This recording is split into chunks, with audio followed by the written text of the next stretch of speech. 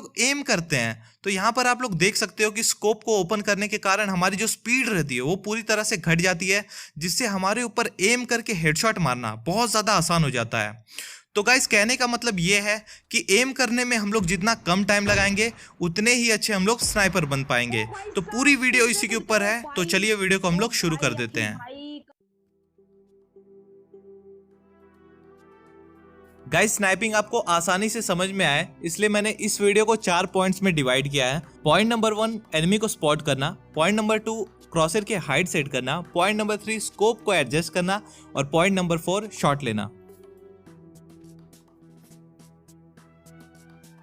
Guys normally हम enemy को आसानी से स्पॉट कर लेते हैं, लेकिन कई बार क्या होता है कि एनिमी हमें स्पॉट नहीं होता तो हम लोग डायरेक्टली स्कोप को ओपन करते हैं, लेकिन ये बहुत ज़्यादा गलत है क्योंकि हमें ऐसे में वही दिखाई देता है जितनी स्कोप की एरिया रहती है। तो ऐसे में एनिमी हमें कहीं और से मार सकता है। तो इसके लिए आपको एनिमी को स्पॉट करने के लिए क्या करना है कि टीपीपी का यूज़ करना है। टीपीपी लेके आपको आसानी से एनिमी रेंडर हो जाएगा या फिर उसके गन की जो फ्लैश है वो दिखाई देगी, तो इससे आप लोग उसे आसानी से स्पॉट कर सकते हो।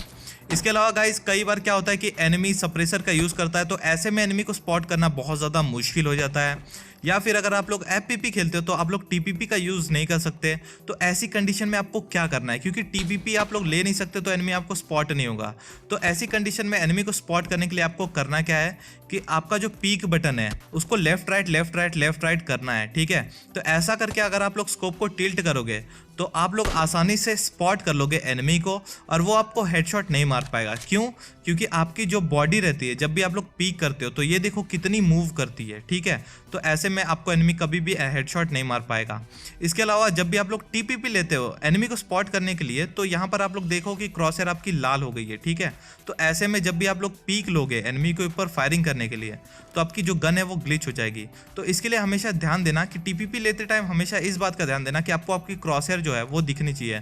जब आपको क्रॉसर आपकी दिखेगी तो आपका गन देखो कितना स्मूथली ओपन होगा, आपकी गन जो है दीवार में ग्लिच नहीं होगी।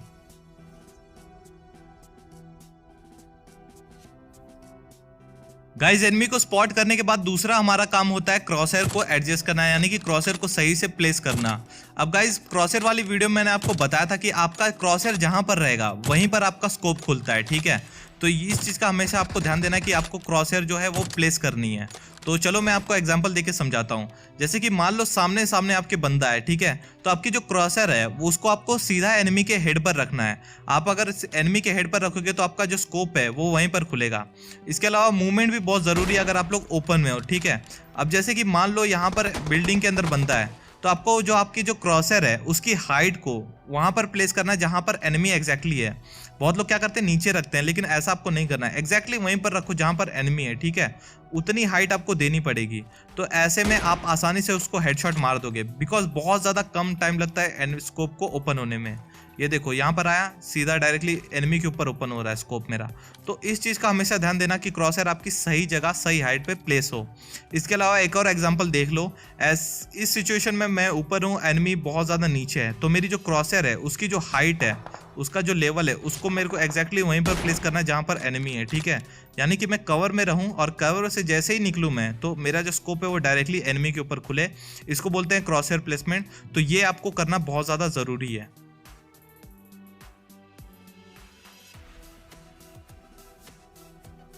तो गाइस पॉइंट नंबर 2 में हम लोगों ने क्रॉसर प्लेसमेंट करना सीखा, जिसका यूज़ करके 100 मीटर के अंदर जो भी बंदा रहेगा उसको हम लोग आसानी से क्विक स्कोप हेडशॉट मार सकते हैं, क्योंकि हमारे जो स्कोप रहता है वो डायरेक्टली एनिमी के हेड पर खुलता है। लेकिन गाइस जो नॉर्मली हम लोग स्नाइपिंग करते हैं वो होती है 200 मीटर पर या फिर 300 मीटर पर। तो इसमें होता क्या है कि आप लोग कितने भी अच्छे से क्रॉसर को प्लेस कर लो, कितनी भी सेंसिटिविटी आपकी अच्छी है, आपका जो स्कोप रहता है वो एनिमी के लेफ्ट राइट ऊपर नीचे यहीं कहीं खुलता है। एनिमी के हेड पर बहुत ही कम चांसेस रहते हैं कि आपका स्कोप खुले। तो हमें एनिमी को हेडशॉट मारने के लिए जहां पर हमारा स्कोप खुला वो हो गया पॉइंट ए और एनिमी का जो हेड है वो हो गया पॉइंट बी, ठीक है। तो गाइज एनिमी को हेडशॉट मारने के लिए आपको पॉइंट ए से पॉइंट बी के बीच फटाक से एडजस्ट करना पड़ता है स्कोप को, ठीक है। इसमें आपको 1 सेकंड से कम का टाइम लगा के हेडशॉट मारना है एनिमी को। इसमें अगर आप लोग ज़्यादा टाइम लगाओगे तो आपको सामने वाला बंदा आसानी से नॉकडाउन कर देगा, क्योंकि वीडियो के स्टार्टिंग में ही मैंने आपको बताया था कि ये सबसे इंपॉर्टेंट पॉइंट है। एमिंग सबसे इंपॉर्टेंट पॉइंट है स्नाइपिंग का, और इसमें आपको ज़्यादा टाइम नहीं देना है।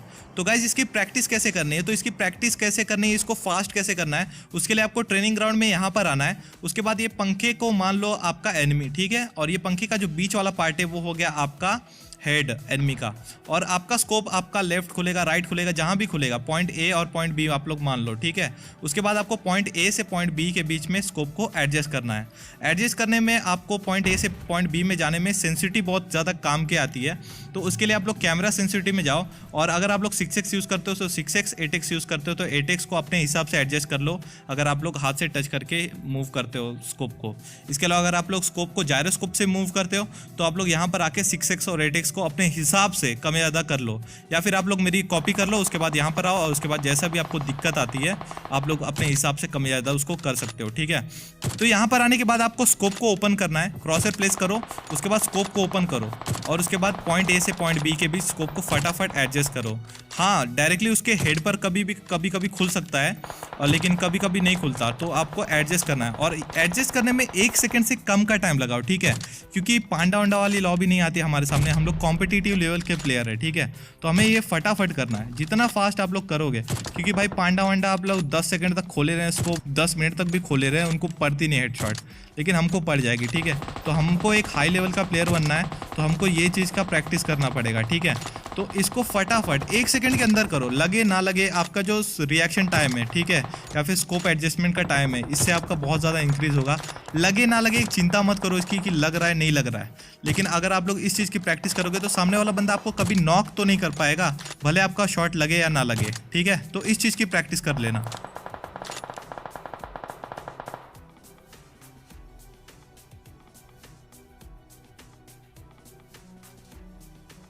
अब गाइस पॉइंट नंबर 4 है शॉट लेना। गाइस हमेशा फटाफट शॉट लेने के बाद आपको एक चीज़ का ध्यान रखना है कि आपको तुरंत जैसे ही आप लोग शॉट लेते हो आपको तुरंत से क्राउच करना है, ठीक है।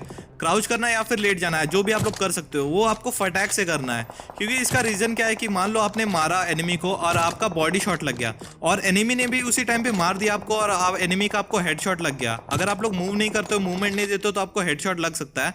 तो इसके लिए आपको तुरंत ही क्राउच करना है, लेटना है, जो भी आप लोग कर सकते हो। इसके अलावा गाइज एक और बात का हमेशा शॉट लेते टाइम ध्यान रखना कि आप लोग कभी भी हिचकिचाना नहीं, क्योंकि कई बार क्या होता है तुक्के से भी लग जाता है। इसके अलावा कई लोग क्या सोचते हैं कि भाई AWM की एमओ खत्म हो जाएगी, तो भाई ऐसा नहीं है। 10% या 5% मैचेस होते होंगे, या फिर कभी होता ही नहीं ऐसा कि AWM के एमओ कभी खत्म हो जाए। 30 से ज़्यादा एमओ, 25 भी एमओ खत्म नहीं होती कभी, ठीक है। तो कभी भी हिचकिचाना नहीं।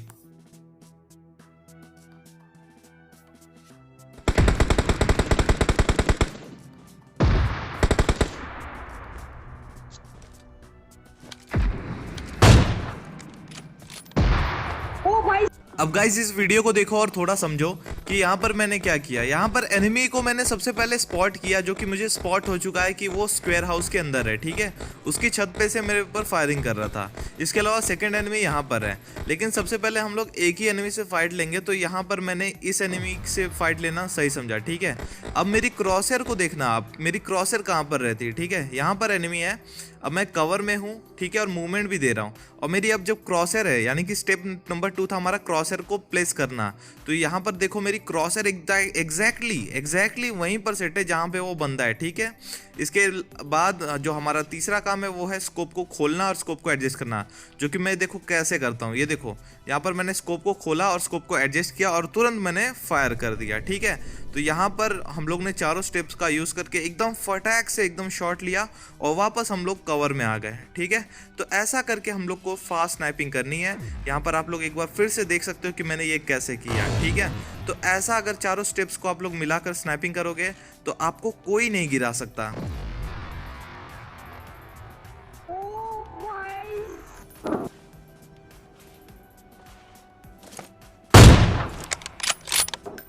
बढ़िया।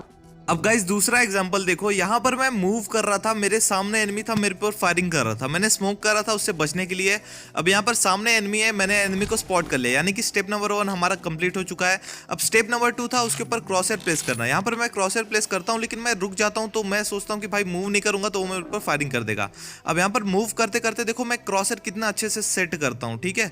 यहाँ पर देखो मेरी एग्जैक्टली क्रॉसर सेट हो चुकी है। अब स्टेप नंबर 3 है स्कोप को खोलना, और थोड़ा सा एडजस्ट किया यहाँ पर मैंने, क्योंकि एनिमी 100 मीटर के अंदर था और तुरंत मैंने फायरिंग करके उसे नॉक कर दिया। तो ये बहुत ही फास्ट किया है, एनिमी भी खुद नहीं सोचा होगा कि भाई इतना फास्ट कोई कैसे कर सकता है। लेकिन अगर आप लोग ये चारों स्टेप्स को फॉलो करोगे तो बहुत फास्ट आप लोग स्नैपिंग कर सकते हो।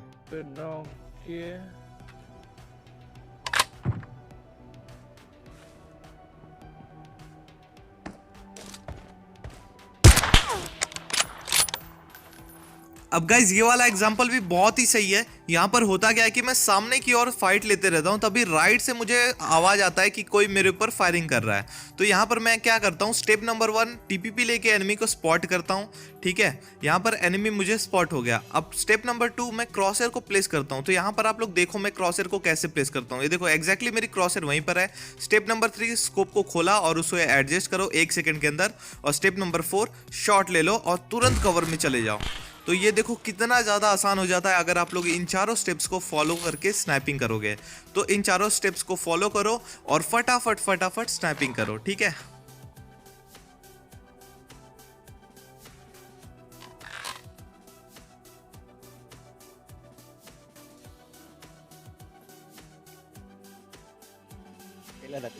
अब गाइस बात करते हैं टिल्ट स्नैपिंग की, जिसमें आपको खाली पीक का जो बटन है उसको लेफ्ट राइट करके स्कोप को एडजस्ट करना होता है और शॉट लेना होता है।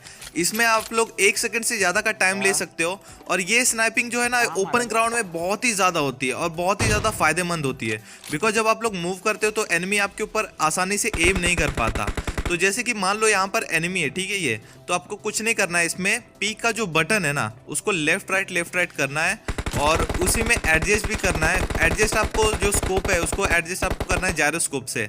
स्क्रीन को एडजस्ट आप लोग नहीं कर सकते। अगर आप लोग नॉन जायरो प्लेयर हो तो आपको थोड़ी बहुत दिक्कत आने वाली है। ऐसा नहीं कि नामुमकिन है, लेकिन अगर आप लोग 3 फिंगर 4 फिंगर खेलते हो तो ही आप लोग कर सकते हो, ऐसे आप लोग नहीं कर सकते। मैं 2 फिंगर्स पे ये कर पा रहा हूँ क्योंकि मैं जायरो प्लेयर हूँ, क्योंकि मैं जायरो से स्कोप को एडजस्ट कर रहा हूँ यहाँ पर। ठीक है, तो ये चीज़ आपको करना है।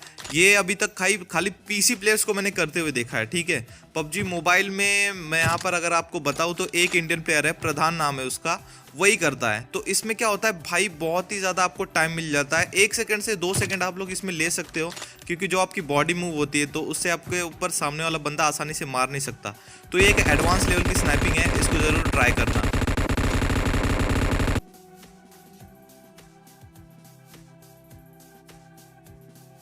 अब गाइज यहाँ पर मैं आपको 3 ड्रिल्स बताने वाला हूँ जो कि आपको तरह तरह की स्नाइपिंग की प्रैक्टिस करने के लिए हेल्पफुल होगी। तो आपको यहाँ पर आना है, ठीक है, ट्रेनिंग ग्राउंड में आपको यहाँ पर आना है। उसके बाद यहाँ पे ये जो 10 मीटर का हेडबोर्ड दिख रहा है, ठीक है, इसको क्विक स्कोप मारना है। ठीक है, उसके बाद ये जो 100 मीटर का बोर्ड है इसको भी क्विक स्कोप मारना है। उसके बाद ये जो पानी के बीच में बोर्ड है इसको भी टिल्ट करके, स्कोप को टिल्ट करके आपको मारना है। ठीक है, स्कोप को मारने के बाद आपको क्या करना है, शॉट लेने के बाद आपको तुरंत क्राउच करना है। ये चीज़ की भी आपको प्रैक्टिस करनी है, इससे आपकी जो मूवमेंट है वो बहुत ज़्यादा इंप्रूव होगी। तो ये चीज़ की आप लोग प्रैक्टिस कर सकते हो। इसके अलावा कई बार क्या होता है हमारे सामने कि हमको लेफ्ट पिक लेके मारना पड़ता है। ठीक है, तो उसकी प्रैक्टिस के लिए आपको यहाँ पर आना है ट्रेनिंग ग्राउंड में, और ये जो 3 बोर्ड्स दिख रहे हैं इनको मारने की कोशिश करनी है। ठीक है, पहले आप लोग इसको 6x से ट्राई करो, फटाफट देखो 1 सेकंड के अंदर आपको मारना है। ठीक है, 6x से इसको पहले ट्राई करो और 1 सेकंड के अंदर मारने की कोशिश करो। एग्जैक्टली एम करो, 1 सेकंड से ज़्यादा टाइम मत लेना। ठीक है, तो इस चीज़ की प्रैक्टिस करो फटाफट। फिर उसके बाद इस चीज़ से हो जाए, यानी कि अगर आपका 6x परफेक्ट हो जाए तो उसके बाद आपको 8x का यूज़ करना है और इसी चीज़ को वापस आपको दोहराना है। ठीक है, तो 8x लगाओ और उसके बाद वापस यही चीज़ करो। लेकिन इस बात का ध्यान देना कि स्कोप को जैसे ही आप लोग ओपन करके शॉट लेते हो तुरंत आपको क्राउच करना है। ठीक है, यानी कि शॉट लेने के बाद आपको क्राउच करना है। तो इस चीज़ को फटाफट करो। ये देखो, इसके बाद ये देखो यहाँ पर आओ और ये फटाक से। ठीक है, तो इस चीज़ की अगर आप लोग प्रैक्टिस करोगे तो आपका जो लेफ्ट पिक से स्नैपिंग है वो बहुत फास्ट हो जाएगा। इसके अलावा गाइस राइट पिक की स्नैपिंग के लिए आपको यहाँ पर आना है। उसके बाद वो जो सामने आपको 10 मीटर का बोर्ड दिख रहा है उसको सेम आपको गिराने की कोशिश करनी है 1 सेकंड के अंदर। ठीक है, 1 सेकंड से ज़्यादा टाइम लेना नहीं है आपको। ठीक है, क्योंकि एनिमी अगर आप लोग 1 सेकंड से ज़्यादा टाइम लोगे तो सामने वाला बंदा नॉक कर देगा आपको। तो यहाँ पर अगर आपसे फायरिंग नहीं हो रही है, ठीक है, 1 सेकंड से ज़्यादा टाइम लग रहा है तो तुरंत स्कोप को बंद कर दो, लेकिन 1 सेकंड से ज़्यादा का टाइम मत दो। ठीक है, नहीं तो सामने वाला बंदा आपको नॉक कर देगा, ये समझ के चलो। ठीक है, तो फटाफट इस चीज़ की आपको प्रैक्टिस करनी है। इसके अलावा गाइस टिल्ट पिक स्नैपिंग के लिए आपको यहाँ पर आना है और उसके बाद ये आपको मैं लोकेशन दिखा देता हूँ। तो यहाँ पर आने के बाद आपको क्या करना है, ये जो यहाँ पे मुर्गी आपको दिख रही है, ठीक है, ये ऊपर मुर्गी है, इसको आपको टिल्ट करना है स्कोप को और उसके बाद मारना है, ठीक है। लेफ्ट पिक राइट पिक करके आपको मारना है, ठीक है। तो चलो मैं हम लोग इसको थोड़ा फटाफट करते हैं, ठीक है। तो ये देखो यहाँ पर आपका जो एम है उसको आप लोग जायरोस्कोप से एडजस्ट करते हो यार। थंब अगर आप लोग प्लेयर हो, सॉरी नॉन जायरो अगर आप लोग प्लेयर हो तो ये बहुत मुश्किल हो जाता है कि स्कोप को आप लोग कैसे एडजस्ट करोगे कि पीक लेते लेते, ठीक है। तो अगर आप लोग जायरोस्कोप यूज़ करते हो हल्का सा ही यूज़ करो, लेकिन बहुत बहुत अच्छा हो जाता है इससे, ठीक है। एमिंग के लिए बहुत ही अच्छा है जायरोस्कोप, तो इसकी प्रैक्टिस करना।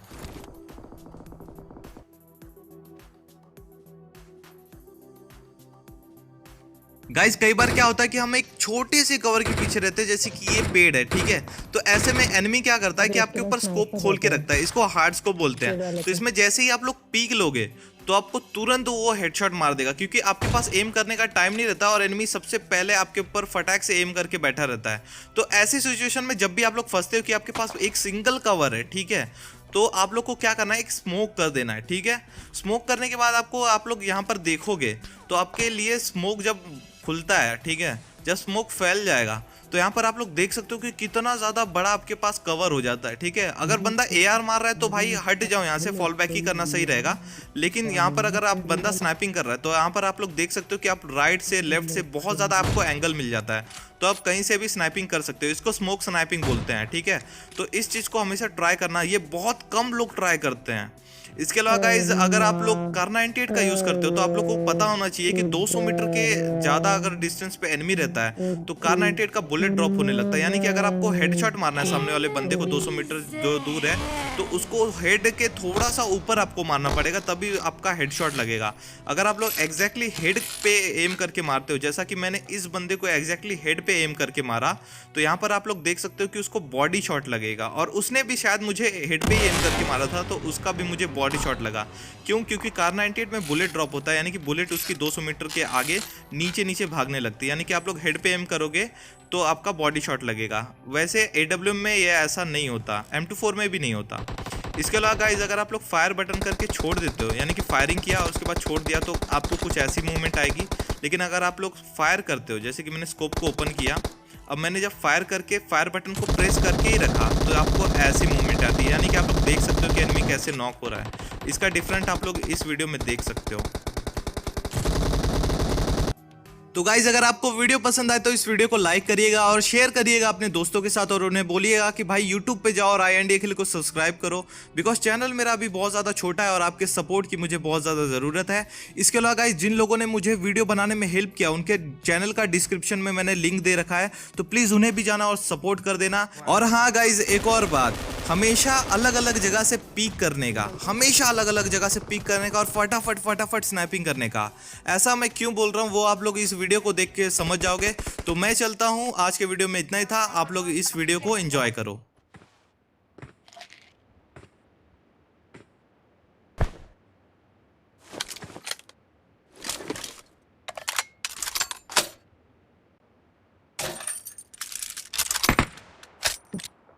राइट से आ रहा है, राइट से आ रहा है, लेफ्ट से नहीं।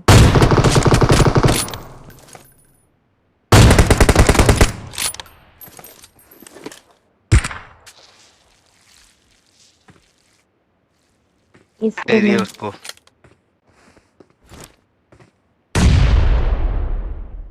इसका हेलमेट नहीं है, मार दे।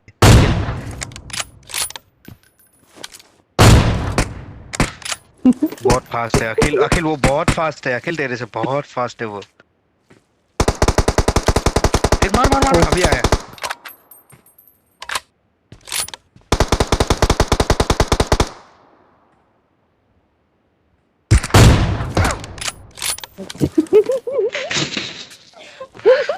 बहुत फास्ट है वो तेरे से, या तो तू लैग हो रहा है।